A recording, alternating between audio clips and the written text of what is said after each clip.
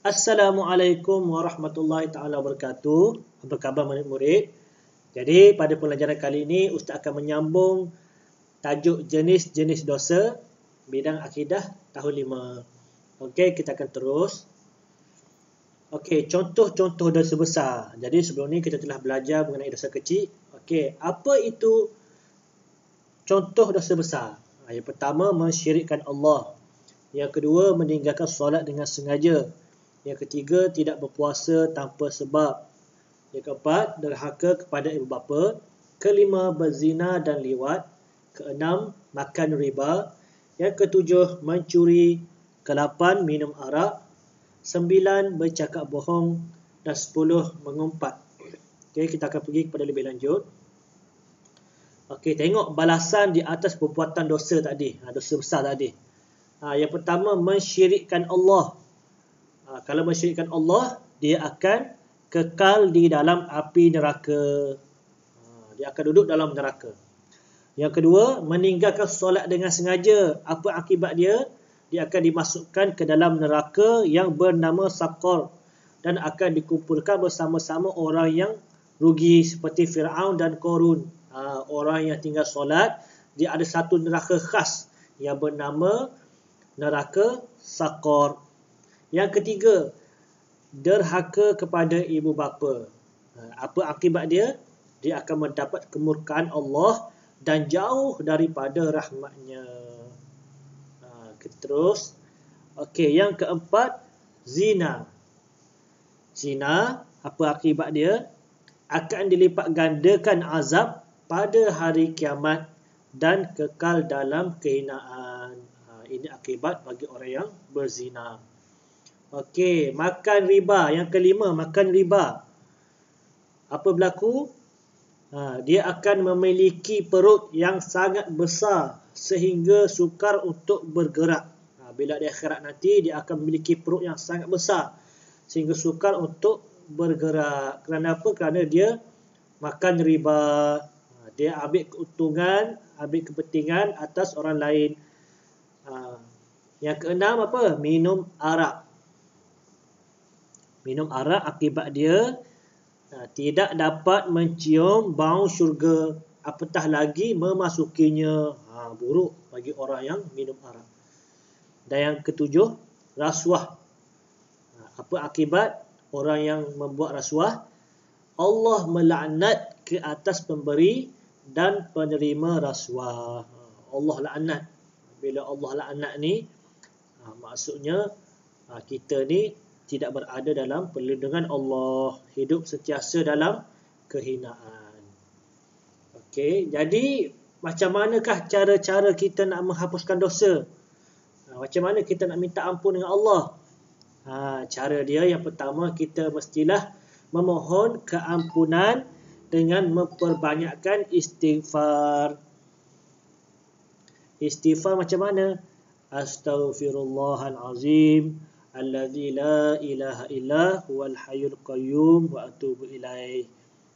Kalau tak pandai istighfar, sebut saja astaghfirullahalazim. Itu pun boleh. Selepas sembahyang, banyakkan sebut istighfar, astaghfirullahalazim, astaghfirullahalazim. Dan yang kedua, memohon maaf jika melakukan kesalahan dengan manusia. Jika dosa itu contohnya menipu rakan, mengumpat rakan, jadi kita kena meminta maaf kepadanya. Dan okey, tadi secara umum, okey, kita pergi kepada dosa kecil. Dosa kecil, kalau melakukan dosa kecil, macam mana nak hapuskan dosa kecil adalah dengan melakukan amalan fardu dan sunat. Bila kita buat dosa kecil, dengan kita sembahyang sunat, kita berzikir, Allah akan hapuskan dosa kita. Yang kedua, melakukan kebajikan. Kalau kita buat perkara-perkara baik pun Allah akan hapuskan dosa kita. Dan yang ketiga, menjauhi dosa besar. Jadi dosa kecil ni, macam mana nak hapuskan dosa kecil? Kita kena memperbanyakkan membuat amalan baik. Okey, bagaimana dengan dosa besar? Dosa besar, kita mestilah bertaubat. Dosa besar, Allah akan ampunkan dosa besar sekiranya kita bertaubat sahaja. Macam mana cara bertaubat? Yang pertama, kita mestilah menyesali dan benci perbuatan dosa. Kita menyesal atas dosa yang kita lakukan. Yang kedua, meninggalkan perbuatan tersebut. Tak nak buat dah. Tinggal terus. Tak akan ulangi lagi dah. Dan yang ketiga, berazam tidak mahu mengulanginya. Tanamkan niat dalam hati, aku tak akan buat lagi benda ini. Dan yang keempat, menebus kesalahan yang dilakukan. Yang ni kalau kesalahan kita buat dengan manusia, minta maaflah dengan dia. Dan kita juga digalakkan untuk sentiasa membuat kebaikan. Okey, cara menjauhi dosa kecil dan besar. Yang pertama, mestilah taat perintah Allah dan menjauhi maksiat. Yang kedua, ingat dan takut azab Allah. Selalu ingat, kalau buat jahat, Allah akan azab kita. Sebab apa? Kita ada dosa. Orang berdosa tak boleh masuk syurga. Yang ketiga, bergaul dengan sahabat yang baik. Jumpa rakan-rakan yang baik. Dan keempat, menjauhi tempat maksiat.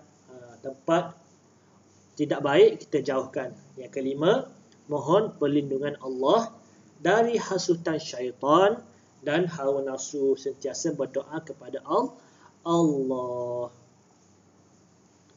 Dan yang terakhir, faedah menjauhi dosa kecil dan besar. Apa faedah dia?